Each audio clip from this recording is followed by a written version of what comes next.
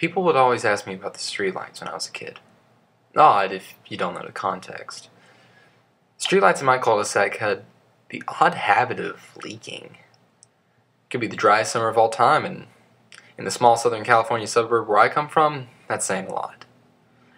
Yet, there would be a constant pitter-patter of dripping water in the quiet nights.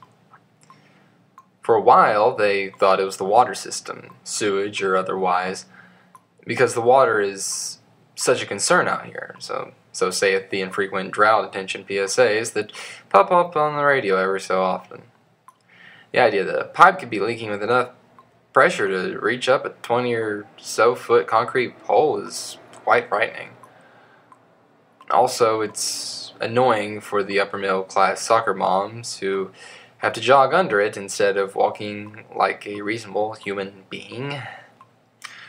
Regardless, they tore up the sidewalk, bulldozers closed off the whole section of the road outside our neighborhood, and everything and anything they could do to be invasive.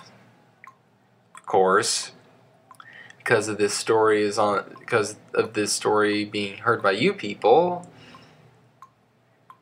they didn't find anything. It would have been too easy, too obvious.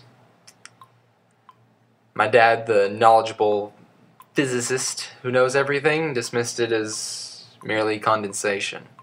As kids, we're having none of that, and of course had to investigate a bit more. Now as a kid, you kind of have a mad recklessness sense of your well-being. Hell, you're almost suicidal in your ignorance and stupidity. Me and Luke, the boy up the street, started putting buckets underneath the streetlights. Looked at the obscured liquid that filled the buckets over the night. It was anyone's guess what was actually leaking. In a retrospectively stupid idea, we both got the idea we should drink it. What a spectacularly bad idea. We were sick.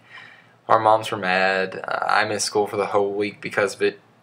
Comparatively, I got the best of it. Luke was in the hospital that week. He had to get his stomach pumped. They said the contents came out as thick and dark as tar. They also said it was lucky for him to be alive to get punished by his parents. Of course, he didn't think so. As time went on, it became the status quo. Streetlights leaked, and that's what they did. My block was no longer decimated by the hordes of construction machines waiting at the end of the cul-de-sac. City council left us alone, deemed it to be irreparable, and moved on to the next way they could burn our hard-earned tax dollars. Our block managed to stay out of the news for a good whole year and a half, until Jenna. That proverbial girl next door went missing. I was pretty torn up at the time. She was the first girl I'd ever kissed. And the first I was probably going to ask out and have her say yes at least. Seems like a pretty selfish thing to be upset about, that I wasn't going to have a girlfriend because she went missing, but that was middle school. I was just dumb. Anyway, it was 3 days after she was missing before anyone aside from the usual Amber Alert or whatever we had back then. That was the night the streetlights rained blood. It was hers. The missing persons case turned into a murder investigation almost in an instant. A night later, I saw her father coming out of their house handcuffed.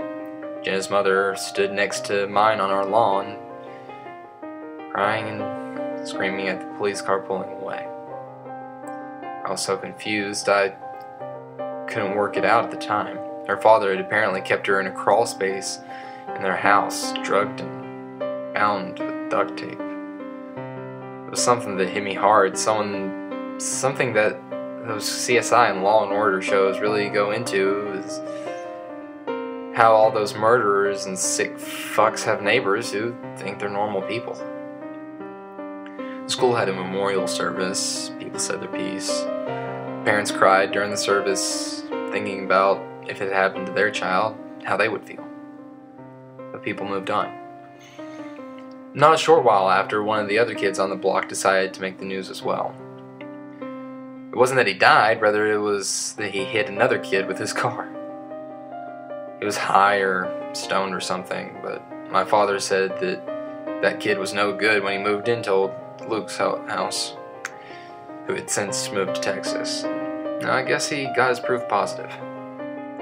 The weird thing about the crime scene this time is that the blood splatter didn't make sense. Instead of the burst and streaking that you would expect from a drugged out kid in a Mustang hitting a 6-year-old who felt like playing in his front yard, it was splashes under the streetlights, like it had rained from up above.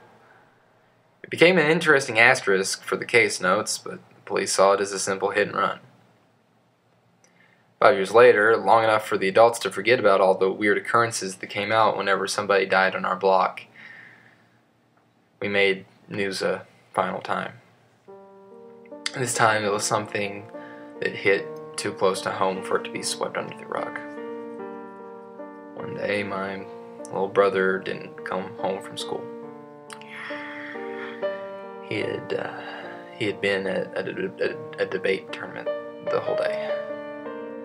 They have a tendency to go on off schedule by magnitude of hours, so my parents weren't too concerned. I sat on the sidewalk next to the streetlights, crying. My mom came out and she was probably going to ask me to pick him up or something. She was confused when she saw the tears, asked me what was wrong. I held up my hand, the one closest to the streetlight. It was crimson. She yelled at me for being irrational, herself tearing up as she shouted the harsh words of disbelief. I was right, she knew it. Something had changed though. This time he wasn't on the block when he died, yet his blood still came out of the lights. Whatever it was growing. Turns out, debate was an excuse for him and his friends to do drugs after class in the ravine that ran behind the school. I'm not just talking about smoking a dime at 420, I mean serious shit that even I would never do. My parents and I saw the sign scattered about his room only after he overdosed in the creek. His drawers were filled with unused syringes. I guess he was too scared to ever throw them out. My parents decided that day to finally move. For the next 10 years, I forgot about the streetlights, only remembering the sicko that killed my first crush, the idiotic driver that ended a life as it was beginning, and my brother's poor decisions. I'd moved on, just like everyone else had when all those people passed away. The only reason I bothered to think about all this again, or even remember it existed, is that I pulled into the driveway from work. The street light started leaking red. My kid nor my wife had gotten back from their day.